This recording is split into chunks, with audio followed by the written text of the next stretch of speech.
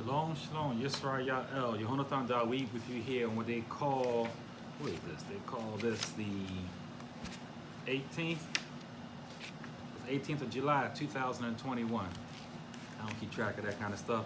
And that was from the young Moses Bliss, Too Faithful. Thank you, Mr. Vernon. So this week, we are on Hukath. This is decree, Torah portion number 39. Last week on 38, we did Korah.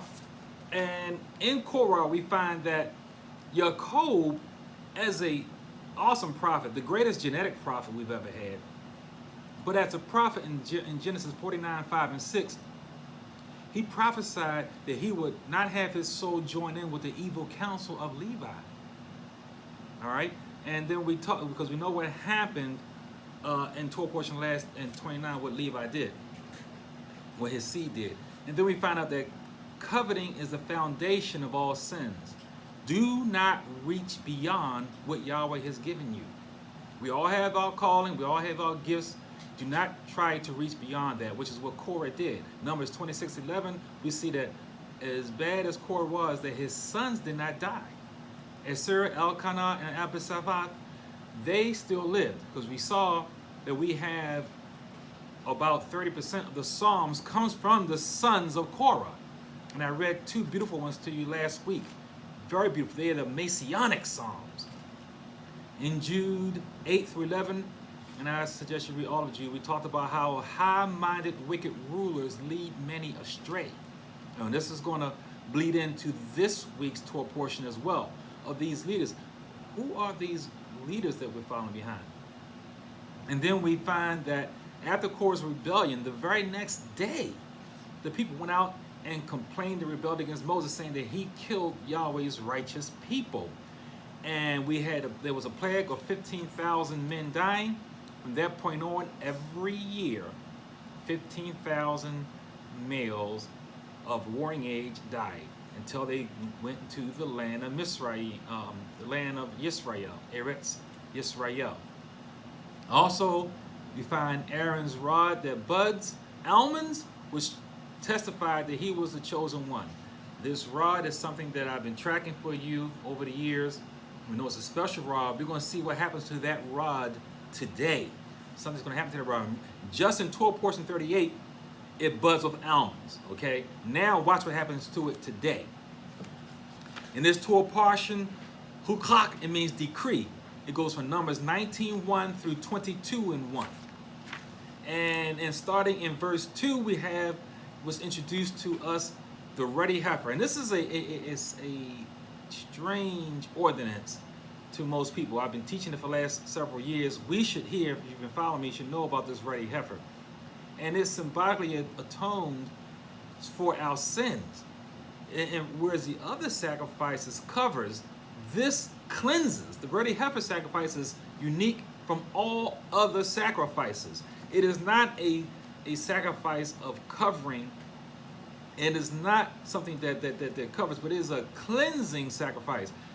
Remember, we had the golden ox incident stain still on us. So this symbolizes how it will clean us of the golden ox incident.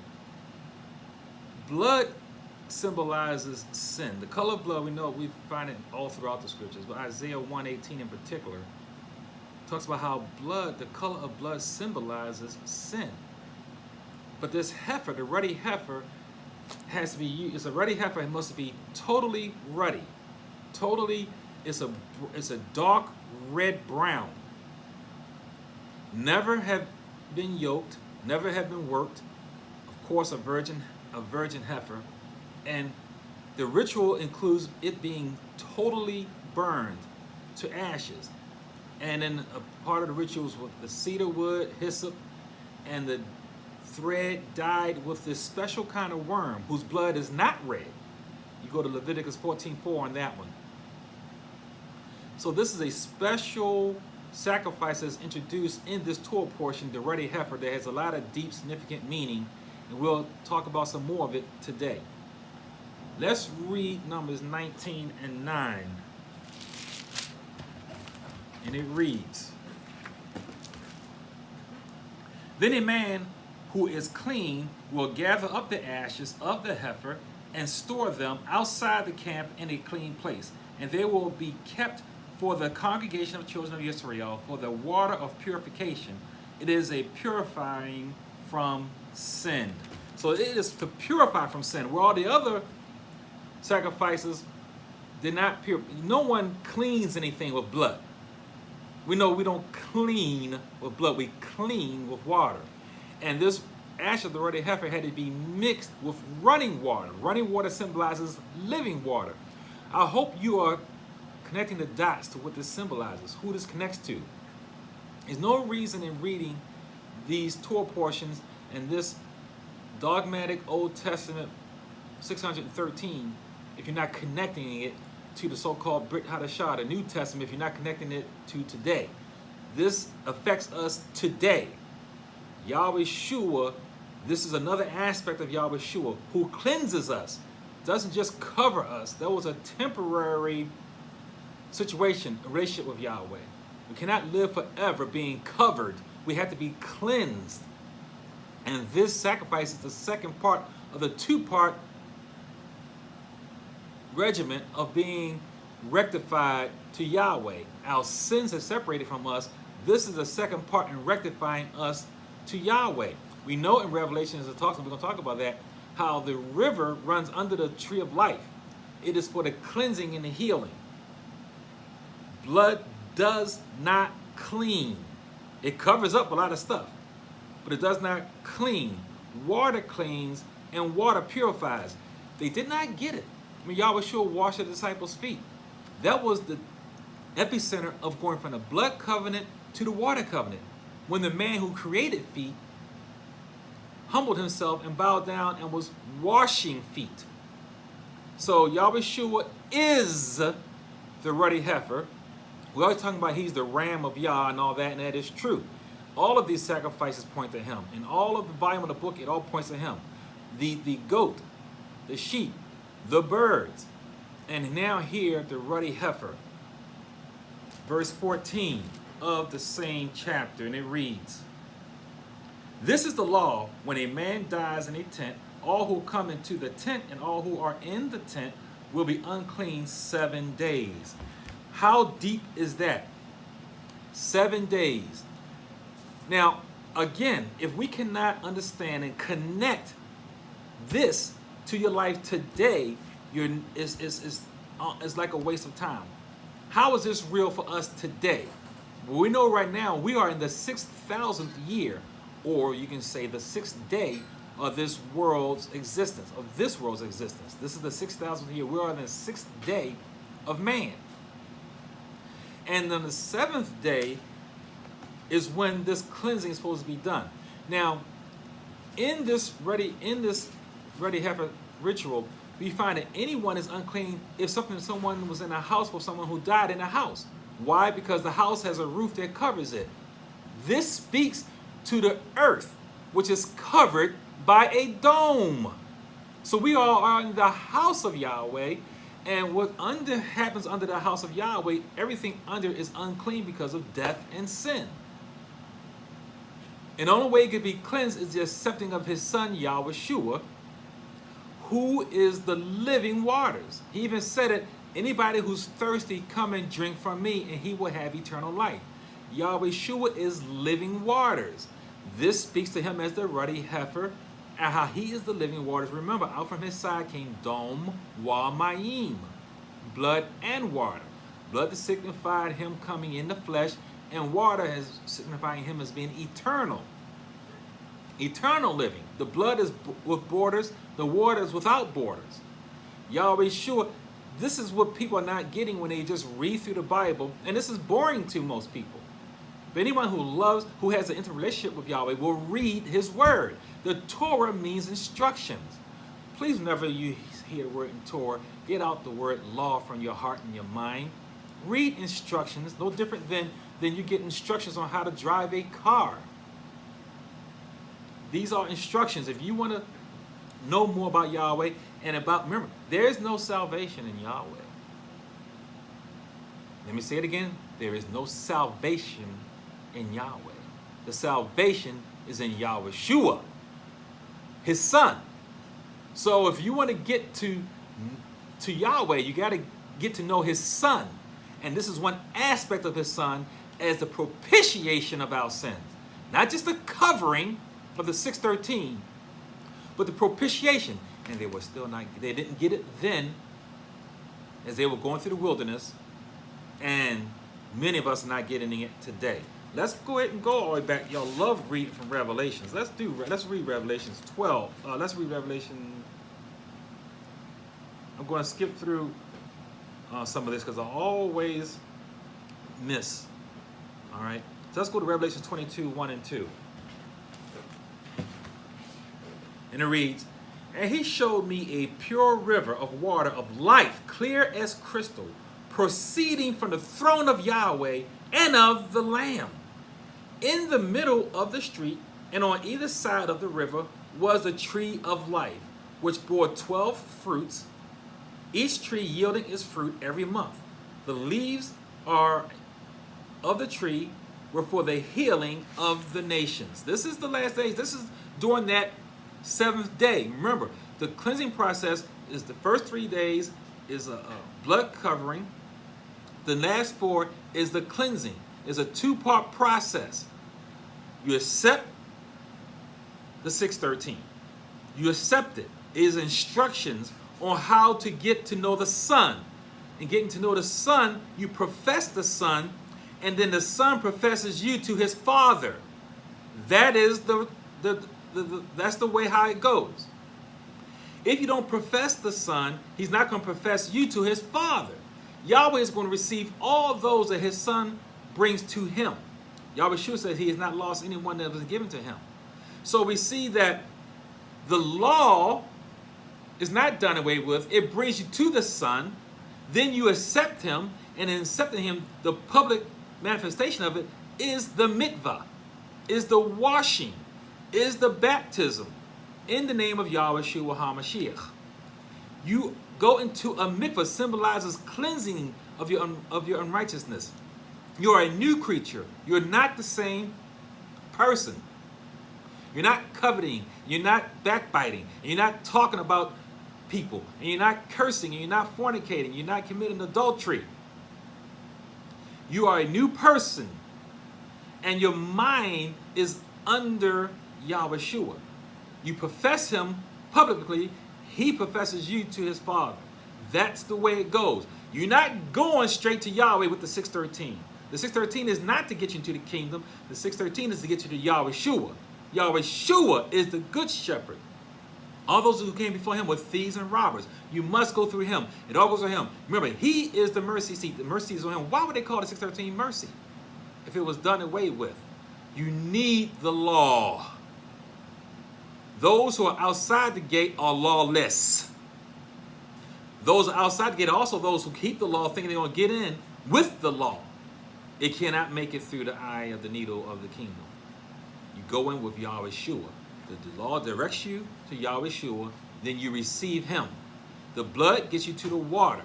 That's why he told Peter, you have no part with me if you don't let me wash your feet. Because you ain't going to get to the Father who I've been telling you about for the last 3.5 years through keeping these 613. You're going to have to go through me. And I am the living water. I don't know why we're not getting it. And I don't know why, many of our leaders are not teaching it that way. But that's what it is. You're not going from one extreme to the other. One extreme says you keep the law and be saved. The other extreme says you don't keep the law and be saved. Both extremes are wrong. The law leads you to the mercy seat. Yahweh Shua is the X-Man. Everything goes through him. That's what he said. You will see the Son of Man. Everything coming, ascending and descending comes through him. Psalm 68, 1 through 7. Let's read Psalm 68, 1 through 7.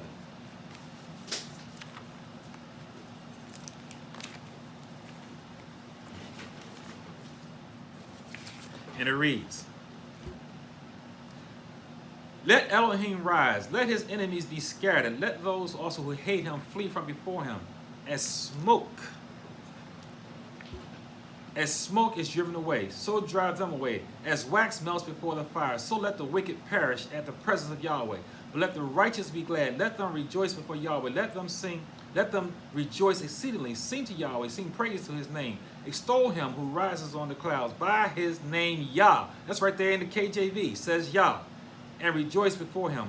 A father of the fathers, defender of the widows, is Yahweh in his Kodesh habitation. He sets the solitary in families. He brings out those who are bound into prosperity, but the rebellious lives in a dry land. O Yahweh, when you went out before your peoples, when you marched through the wilderness. This is talking about how Yahweh led them through the wilderness, but notice how Yahweh looks out for the widow, the homeless, and the fatherless. These are the ones who Yahweh led into the land. Remember, it's the leaders, the men who kept protesting, following after the area of Rav. We're going to talk about the area of Rav. Our bad leadership, Hebrew leaders following after people who was not originally of the covenant. And following after them led many people astray. So they didn't make it into the kingdom. I've been reading it again, Ezekiel 20:38, how Yahweh says he's going to purge out the rebels from among us. And those rebels were the men of warring age, the leaders, who are not going to make it into the kingdom, just like they're not going to make it into the kingdom today. The 144,000 are going to be the virgin males, but also it's going to be more than 144,000 because the women and children are not counted in the census. Remember, when there's a census, the women and children are not counted. Those women are going to be the women who have not died, the widows, and the children, virgin children. And this is what Yahweh is saying in 68. He says it in Ezekiel 20:38. And why is this? Well, we saw throughout, we see the rebellion after rebellion after rebellion, even after the day after Korah, the miraculous judgment on Korah, another rebellion. And the plague went out and killed 15,000 more of those men. Why? Well, this is what? Go to Isaiah 26:18. Isaiah 26:18. And it reads. And this is the leaders now, leadership, Hebrew leadership. Can't be blaming anybody else. We have been with child. We have been in pain. We have, as it were, brought forth wind. We have not accomplished any deliverance in the earth, nor have the inhabitants of the world fallen. See, Yeshaya is talking about the Hebrew leaders. You want to beat your chest, talk about you're Judah and you're the chosen seed. And he says, instead of delivering a child, instead of delivering a baby, we have farted. We farted. We have brought forth wind. A big fart. We have not brought forth life from us. It says right here, we have not accomplished deliverance on the earth. Why? Because of our leaders are misteaching the law. Every right here, 1590 WFBR, Yehonatan Dawid is teaching this Torah, these Torah portions, accurately. I ain't teaching against the law, and I ain't teaching for the law. I'm teaching the accurate way of our relationship with Yahweh via the law. How else you gonna know about him? He can't just say, if you get 10 husbands and say, and give them 10 wives, say, treat your wives right. Each one's going to treat them a different kind of way. And if you don't give them instructions, they are not guilty in whatever they do to their wives. You need instructions. But because we are flesh and blood, we're not going to keep them perfectly. And I talked about that blood. And that's where the rub is. It's the blood. It's the blood that does not belong to us. The blood belongs to Yahweh. So we need to receive Yahweh, receive the cleansing water of Yahweh to make it into the kingdom. So here's something. Going to the next chapter. All right, chapter 20 of Numbers. Verse 2, we find now we have the death of Miriam. Now, if you read this thing in English, remember, I tell you, English is the language of slavery. It's the language of lies, and it misdirects from the truth. You cannot get the truth just reading English. If you read in this narrative about the death of Miriam, then it goes to the very next verse with Israel complaining about no water. You cannot understand this in English. there is a direct connection between the death of Miriam and the stopping of the water flow from the rock, which can only be understood in Ibarit. At the Sea of Reeds, remember, Miriam is the one who watched her brother in the water, in the river, the Nile River, as it was going to Pharaoh's daughter. She just sit there and watched in faith. This was a prophetess. Even as a child, she prophesied that her brother was going to deliver Yisrael. As a child. So she knew something special was going to happen. Her brother was not going to be like all these other children that were drowning in the Nile River. She quietly watched her brother float down the river. And she saw her brother go to safety. That's when she came out and says, hey, I can have someone nurse him for you. And we know how that story goes. Well, nothing's changed. She's always been in the background quietly over her brother. We know the time she sinned and she had to be chastised for that. We know about that. But nevertheless, this was a righteous prophetess. Just when he opened up the Sea of Reeds, Miriam was right there, quietly watching. She was not complaining. She knew that something miraculous was going to happen with this water, and it did. So here we got now that she dies, and the same thing. Remember, there was another water crisis at Merab when Moshe had to sweeten the waters with the tree, another symbol of Yahushua, who sweetened the tree. He was the tree symbolizing him, and he sweetened the water so they can drink. So now, and then in Exodus 17:6, Moshe was commanded to hit the rock. Another time they had a water crisis. In this incident, 40 years later, he's told to speak to the rock.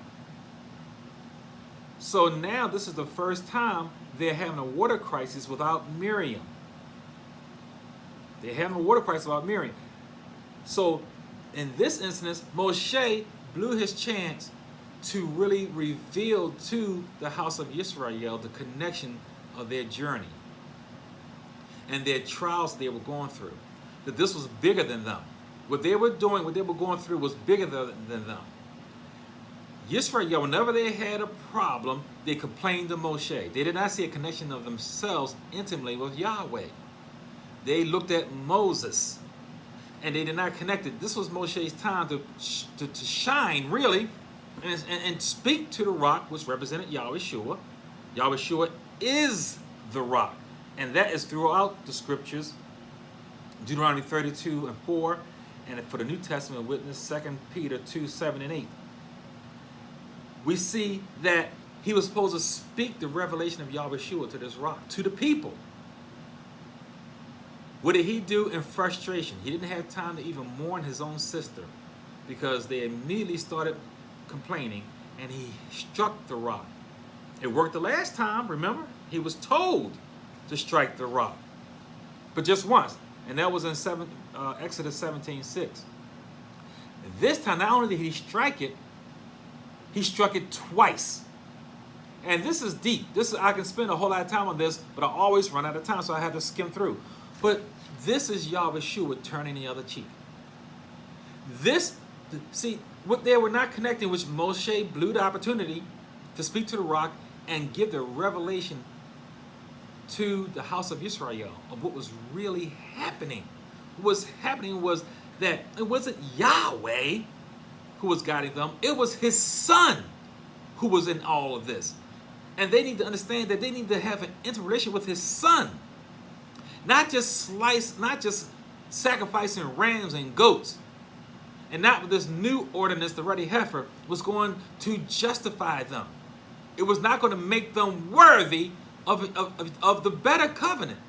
Right now, they were seeking a good covenant, a land of milk and honey and long life.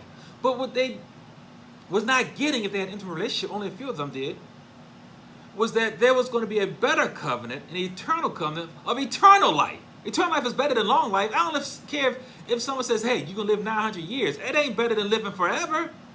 I don't care if someone says, hey, you're going to have a land of milk and honey. But it's not like having everything. Living forever with no sin. This was the opportunity, and it was missed by Moshe. And he struck the rock, and what did Yahushua do? Turn the other cheek. Moshe struck it again.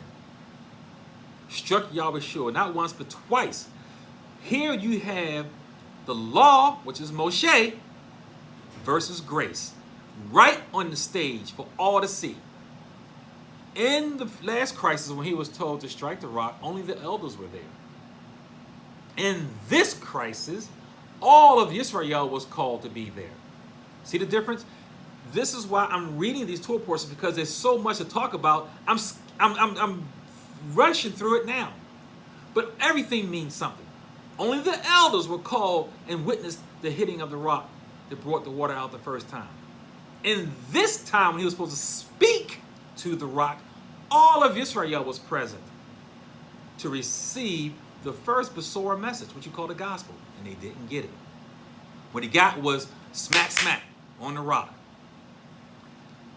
Moshe, who is the embodiment of the 613, versus grace. What happened? Grace prevailed, because in spite of the law, in spite of the smack, smack, the two hits of the rock, water came out. Not because of the law, but in spite of the law. Grace prevailed over the law. Water came over the blood covenant that was delivered to Israel via Moshe. Moshe gave them all the commandments, all the blood sacrifices. He was the embodiment of the law. So much so that one time for a whole year he had to cover his face. The veil, it was so bright, his face shone so bright from seeing Yahweh and the law. Now here is the law striking grace. Not once, but twice. And in spite of it, out comes Kai, Mayim, living water. Living water. Yahweh Shua. Yohanathan Dawid will be here 1590 WFBR. Tune in Sundays 1 to 2 to get insight and knowledge on the word of Yah. Ecclesiastes 7:29. We're going to find out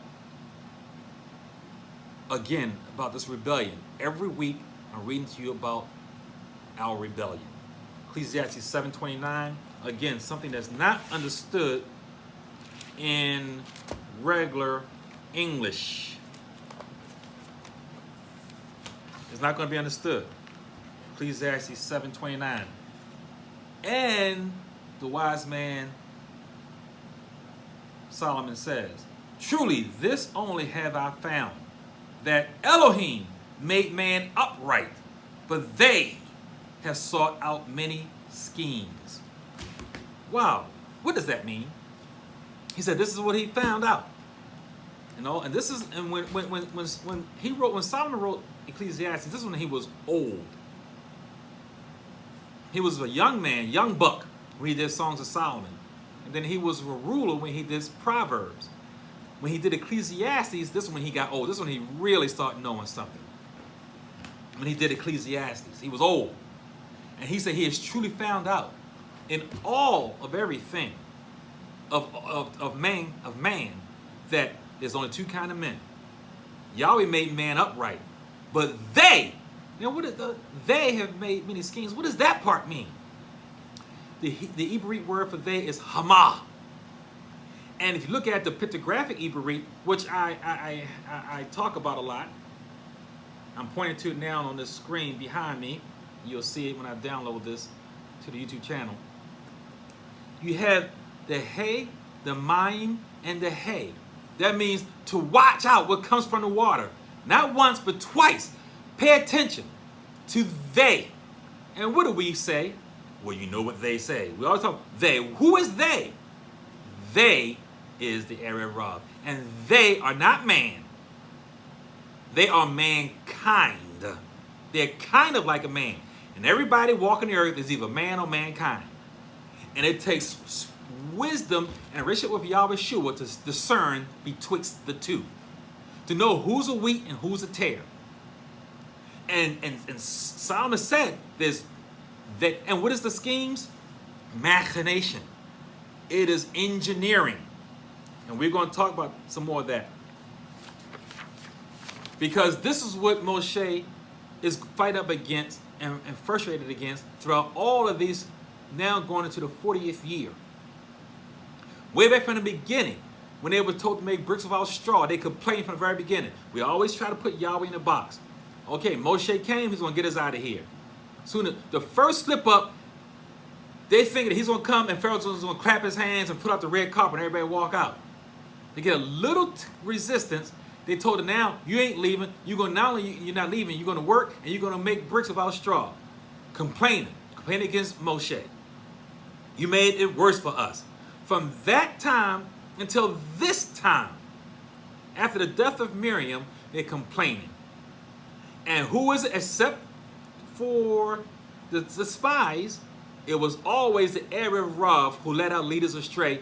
Our leaders, our Hebrew leaders, following the Erev Rav. The spies was on us. That was our fault, because those are 12 Ibarit men that went out, and 10 of them came back with a bad report. So, what is Moshe going up against?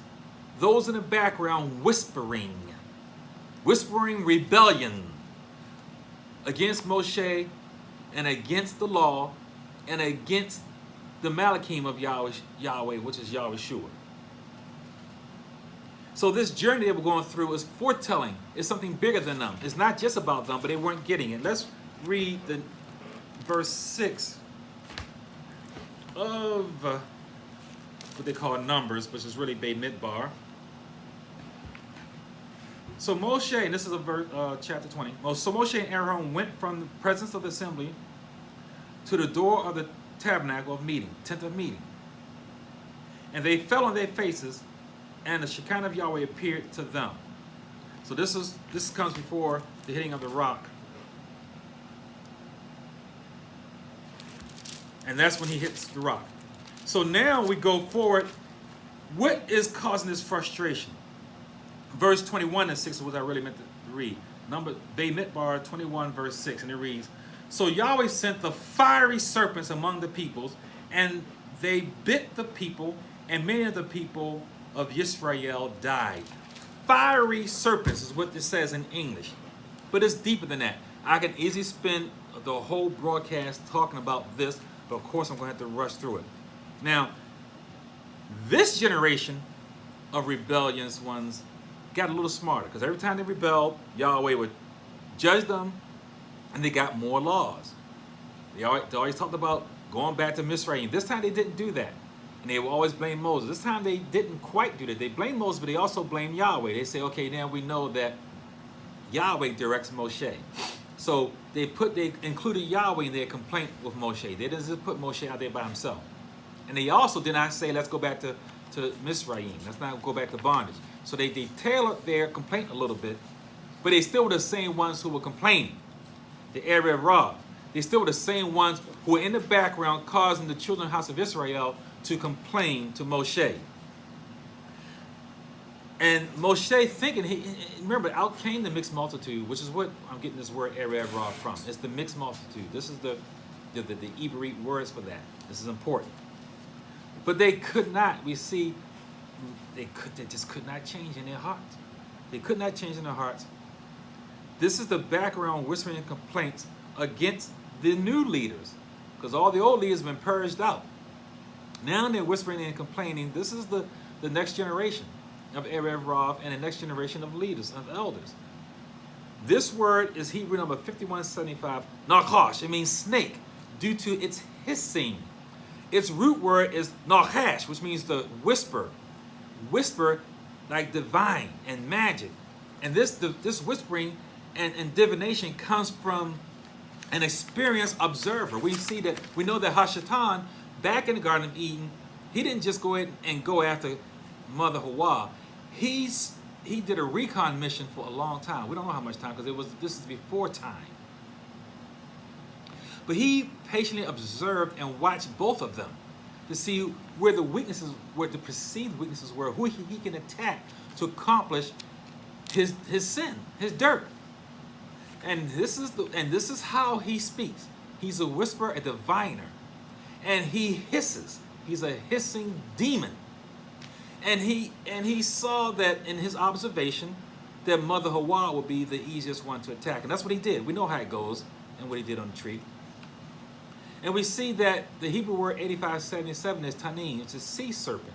which is a jackal. This is a machinated monster. This is not a natural creature. Its root word is tan. So this is preternaturally formed. I talked about this last year in more detail. I don't have a lot of time now. In Ezekiel 29:3, this is where I got the scripture where it shows that Pharaoh, who would not let the children of Israel leave Egypt, Pharaoh himself was from the sea. He was supernaturally made and formulated by Hasatan himself. He was mixed by Hasatan. He was not man. He was mankind, like King Solomon was said. He was Hamah. He was one of them. He was not straight up. He was not man. He was mankind. He had blue skin and everything. He was not a man. So this is, Satan has always mixed the wheat with the tares. Genetically, he's always sought to be mixed in with us. He is of the mixed multitude that came out with Israel. And he is embodied originally through, remember, he went through the snake. This is a machinated creature that he went through, and it survives to this day in that spirit, that snake spirit in his seed today. Esau's seed is through red Edom. Edom had a perpetual fiery hatred against Jacob. If you read in Ezekiel 35:5, Psalms 137, 7 through 9, Obadiah, especially Obadiah 10 through 16, talks about this eternal hatred Esau had against Jacob. So Satan had a ready partner to shake hands with to go and attack Yahweh's seed. Remember that the war is against Yahweh's seed and the seed of the woman. Seed. One seed. Yahweh's man, which ends up being his son Yahweh, and Hasatan's man. He has a different man at each time. And at this time, he had a ready partner because Esau was kicked out of the covenant. He gave it up. So he had eternal hatred against Jacob, and this made him agree to the blood covenant with Hasatan. And they had an eternal hatred. Remember Doeg? Doeg, who King Saul had him slay all the Levites and their children and their animals. Doeg was an Edomite. There was a perpetual hatred by Esau and his children against Esau. Perpetually. So Hasatan had a ready genetic seed of man to mix with his seed to cause mankind.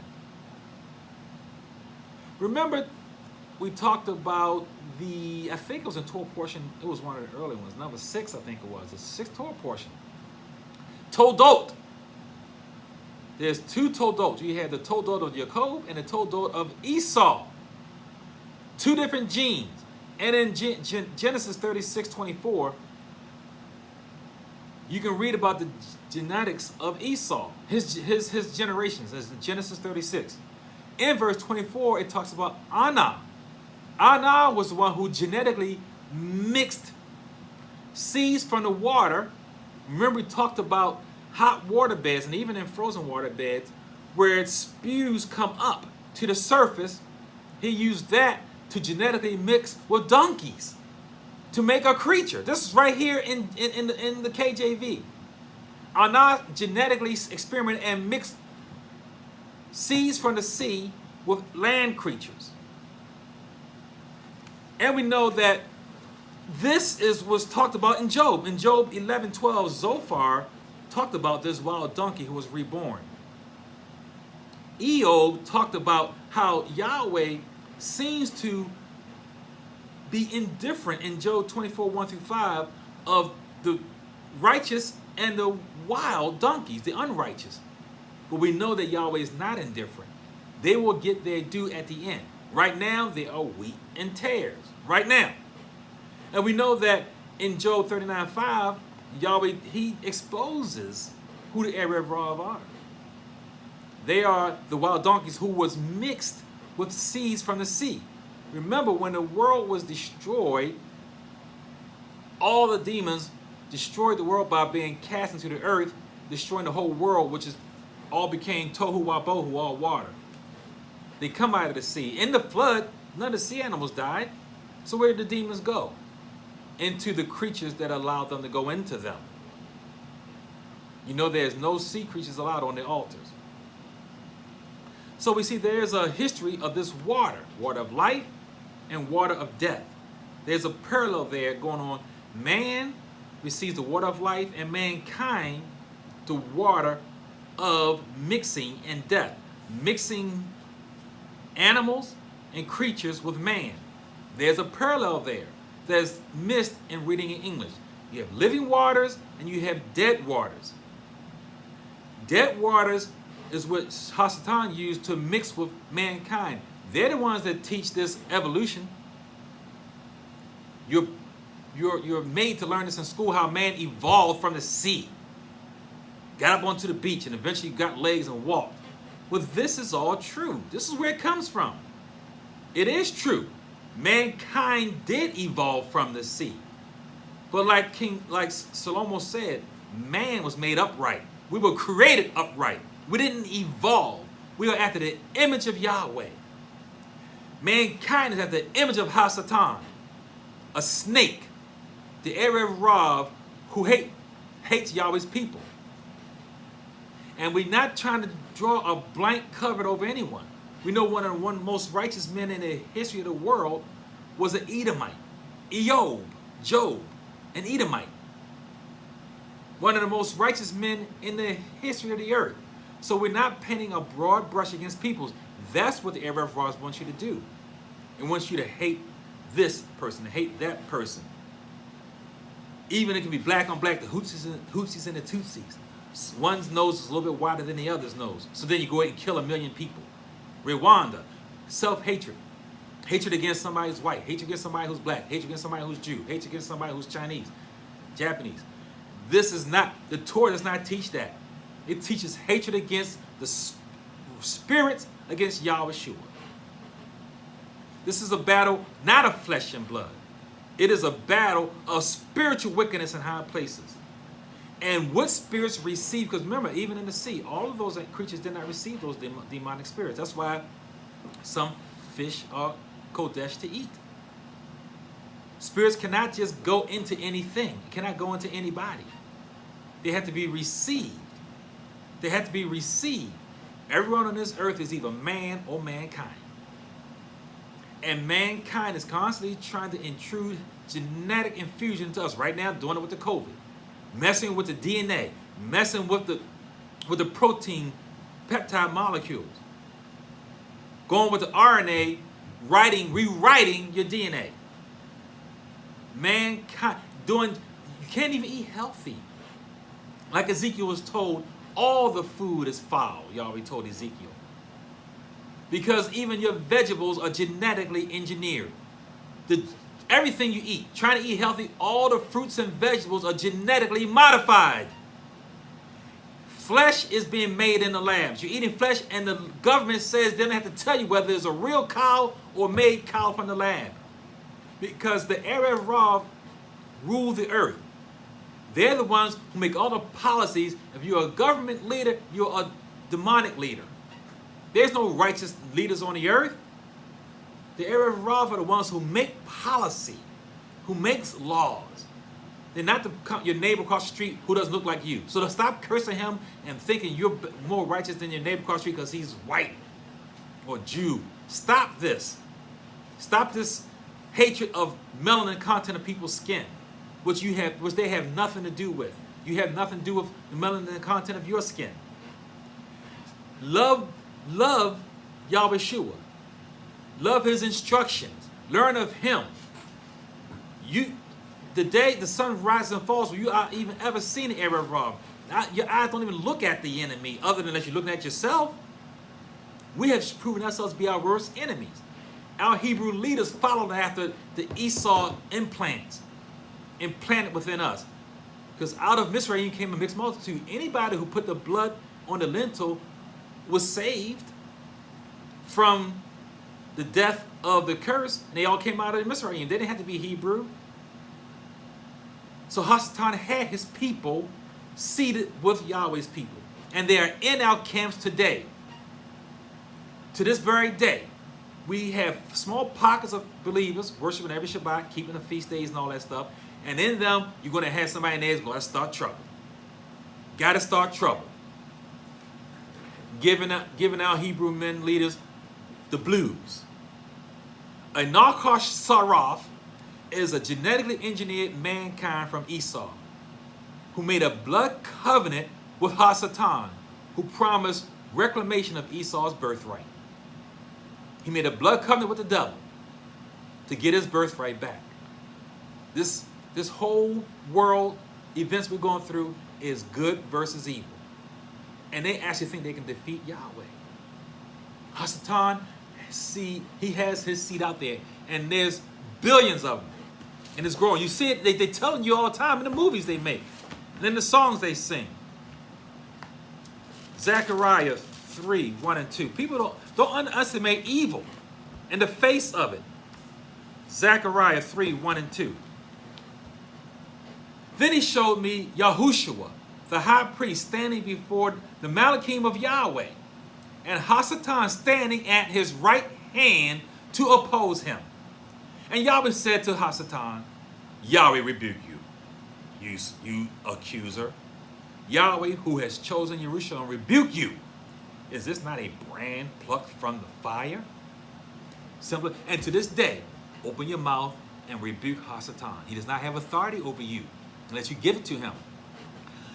Hasatan, before the sacrifice of Yahweh Shua, before the resurrection of Yahweh Shua, had authority and rights to present himself before Yahweh like the other Malachim, because he has jurisdiction over this earth. So he has to present. He just shows up right here at the right hand of Yahweh Shua himself.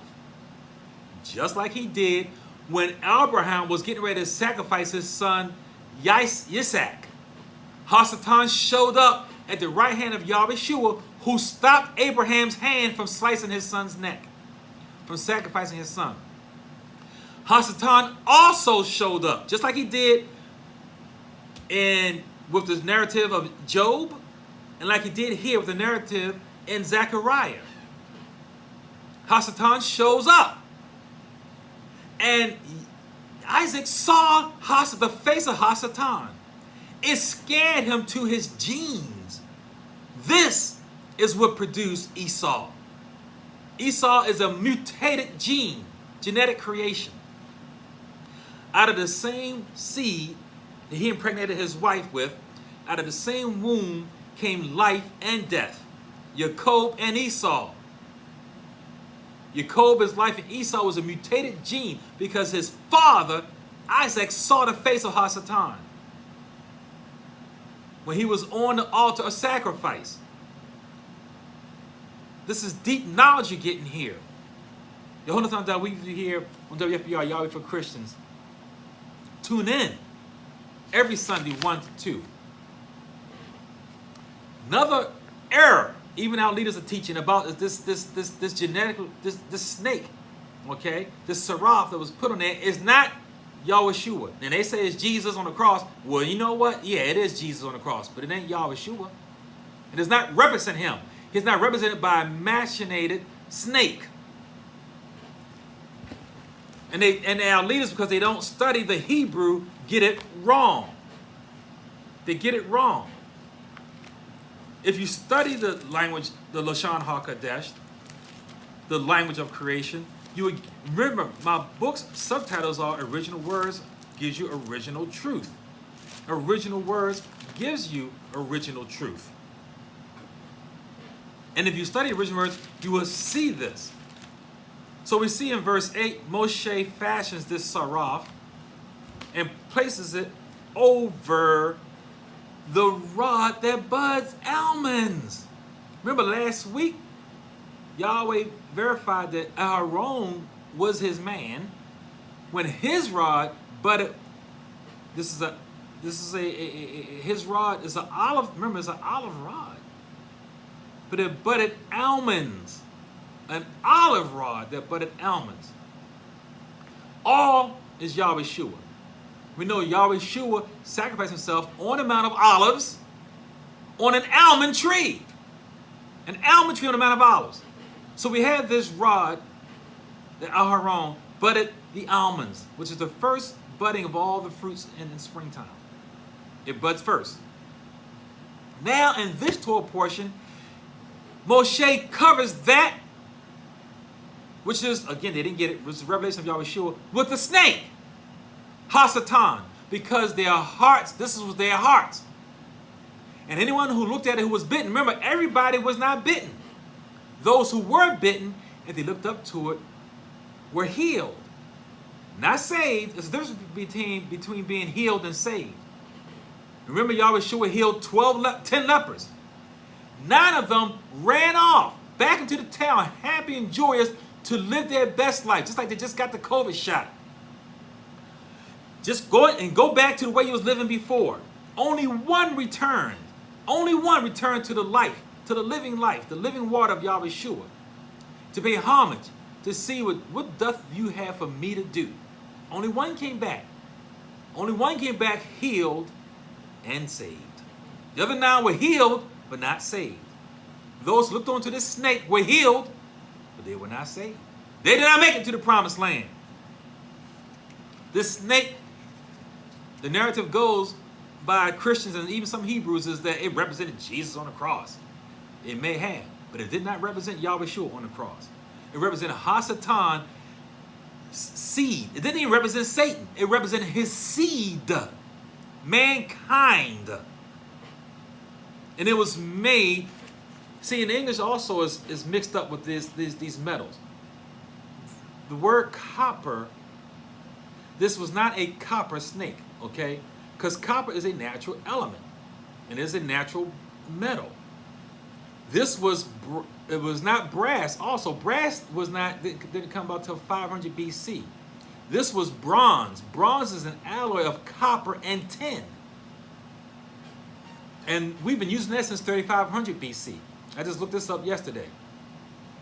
So it was, a couple days ago, it was copper and tin that Moshe put together to make this bronze snake. This shows that this is an unnatural thing.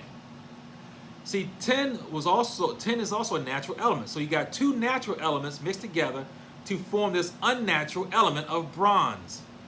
Remember Daniel, with a foot of iron and clay mixture. Satan has always decided to mix his seed with Yahweh's seed, and eventually it's going to fall apart. It's going to be exposed. Moshe finally says, you know what? These Erev Rav, all these miracles still aren't converting. He finally exposed them with this bronze snake. It is not a copper snake, it is a bronze snake, engineered to represent Edom. Genesis 3:15 is the seed of Satan against the seed of Yisrael. Satan's man at the last day, the false prophet who's going to uphold the beastly government, machinated from Hasatan himself. Engineered. And I told you already, he's already on the earth. He's about 2 to 3 years old right now. If you follow me, you know who I told you who he is and what he's doing right now. So we see that I'm hoping that we are understanding that this so-called snake has nothing to do with Yahushua other than it is his enemy that covered him up. Remember this covering that Moshe put over the rod stayed there until Hezekiah broke it off. Hezekiah is the one that destroyed this snake. It remained on the rod in the Ark of the Covenant until King Hezekiah broke it off. And then what happened from there? Dawid, after running from his son Absalom, took the rod, brought it up to the Mount of Olives, and planted it in the ground. Still covered with that bronze snake. He planted this rod into the Mount of Olives. 1,000 years later, well, not 1,000 years later, but Hezekiah, when he comes about, he destroys the snake, and 1,000 years after that is when you got the flourishing of this almond tree on the Mount of Olives. Yahushua dies on that tree. This rod is the original branch from the tree of life. We see in Revelation where it says the tree of life had 12 fruits, one fruit for each season. The tree of good and evil had only one fruit. In that month, the fruit that was presented on the tree of life was similar to the one on the tree of good and evil. Satan always does things similar to Yahweh. It has to be so close that it takes spiritual discernment between the two. Both fruits looked alike. The tree of good and evil is a vine tree, like a snake. It's serpentine. It wrapped around the tree of life. And then it presented its fruit that looks similar to the tree of life. And that's when they took from. And as I told you before, unless you're new to this ministry, but those who follow me, that is where the blood came from. That's where the blood came from. Mankind was not created with blood. Gold represents Yahweh. Silver represents man, the color of man. In his veins was the breath of Yahweh. If he had taken the fruit of the tree of life, he would have had eternal living waters in his veins. We never did it. The opportunity is going to be given at the millennial kingdom. The leaves of the tree is for the healing of the nations. But those who are mankind will not take it. Just like in the Garden of Eden, Adam and Eve were told to be fruitful and multiply. They never did it.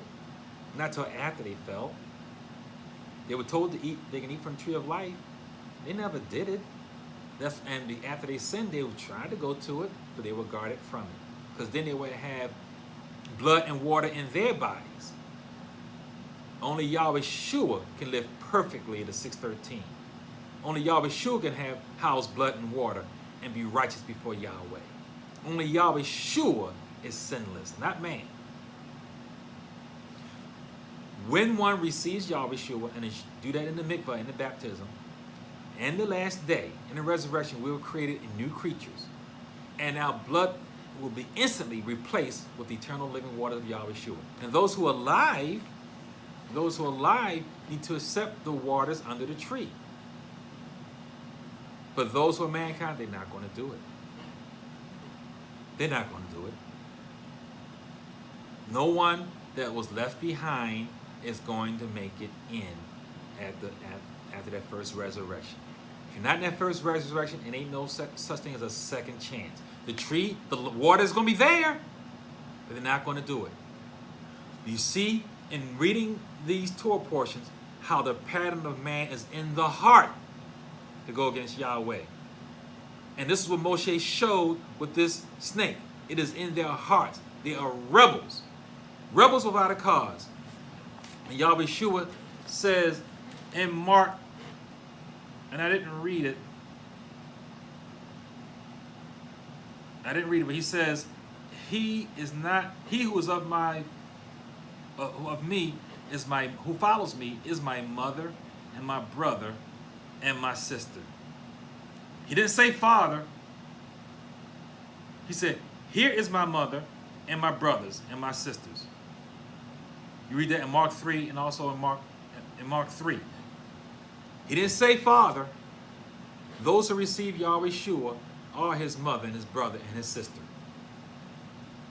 Because those are the ones who made it into the Holy Land. Not the leaders.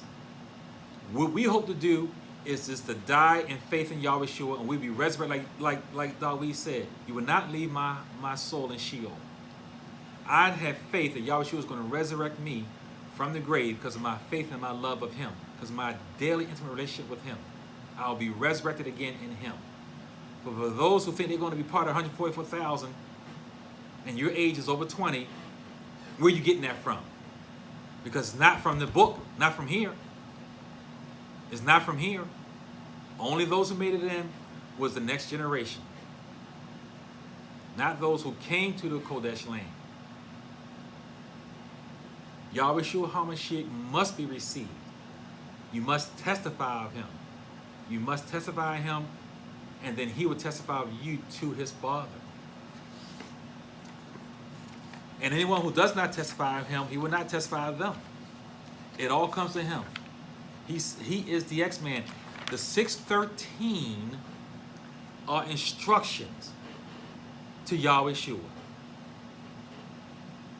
You're not going to take blood. Shaul says flesh with blood cannot enter into the kingdom of heaven. There's no such thing as you being so holy, so righteous, so sadiq, that you're going to approach Yahweh straight up with your blood in your body and thinking you're going to receive eternal life. You have to go to the mercy seat. You have to go through Yahweh Shua, receive the cleansing, the ma'im, the water, the chai ma'im, the living water, for propitiation of your sins. I came here to tell you that. Again, it's called the mercy seat. What you call the law is in the mercy seat. It's mercy. I'm glad there's driving laws because I got here from home to the station safely. Sure, anything can happen, but I had a better chance of getting here safely knowing that people was going to follow the law. Nobody's going to run the red light when I'm going through the intersection. Because the law said he has a red light, he has to stop. And I had faith that he was going to keep the law and not blast through it and hit me. I drove here in faith. But every day, people break the law by speeding. Every day. So should they take away the law, the driving laws, because people speed every day? Or do you still keep the laws on the books? The 613 are still on the books. You're always not going to take away because everybody keeps breaking it. No, it is hasid, mercy, because it gives you instructions on how to interact with him, how to shahai him, how to worship him, how to love him, and keep his commandments. His commandments are commandments of love. Love Yahweh with all your heart, mind, and soul, and love your neighbor as yourself. Do unto others as you have them do unto you. If we all would do that, we will already have so-called heaven on earth. Do not join in with Hasatan. Hasatan is the eternal accuser. Yahweh Shua is one who says, I got that covered. I'm his man. Yeah, you say he did that, Yahweh rebuke you. I covered that.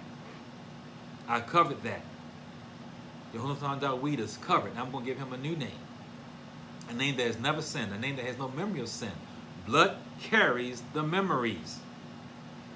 Yahweh Shua speaks for us.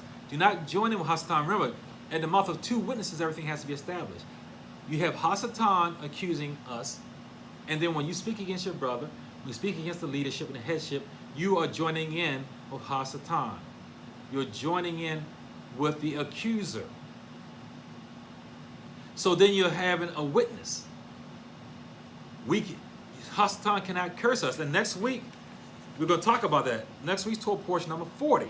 And it's amazing how we're on 40 already next week.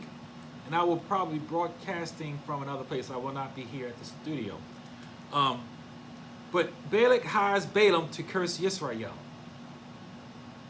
Because Yisrael was blessed by Yahweh, it cannot be cursed. And the only way you can be cursed is if you do it to yourself. This is what Erev Rav has you out there doing ghetto rap, cursing yourselves, calling us bees and hoes and the N-word, beating our chests, puffing ourselves up about our consumerism, not producing nothing. We produce nothing but a fart. We're not producing anything. Talking about consumerism, how we use our women. We out there, and he has taught us how to curse ourselves. Because he cannot curse us. And Balaam's going to find that out next week. In trying to curse Yisrael. Hired by Balak to curse Yisrael. And what, of all things, gives him wisdom to put him in his place? A donkey. We talked about donkeys today. About how the donkey was used to start this genetic engineering, a mixing of man and animal. And then we're going to have a donkey next week giving wisdom. This is beautiful. You get chill bumps in your head when you see how seamless this Torah portions are, how they all connect. And I didn't mention this, but also that the firstborn donkey had to be redeemed with a lamb. And if you didn't redeem the firstborn donkey with a lamb, you had to break the donkey's neck. And why? No other animal had to be redeemed with a lamb. Only the donkey. How could that be? Why? Why is that? That's deep. That's deep. Why would a donkey have to be redeemed with the slaying of a ram? And if you did not slay the ram for the firstborn male donkey, then you had to break the donkey's neck. The donkey is a vile thing, but it's a useful thing for the home. For the work it does, for the benefit of it, you need it. It's like it's a tank, strong working thing. It is necessary for the home, but it is a vile thing spiritually. It is a good thing practically. That's deep. And we find that the donkey had to be slain outside the camp. What did Yahweh Shua do? He was slain. He was taken outside the camp. So until next week, Yehonatan Dawid with you here. Yahweh for Christians. Shalom Aleichem. Peace be on you.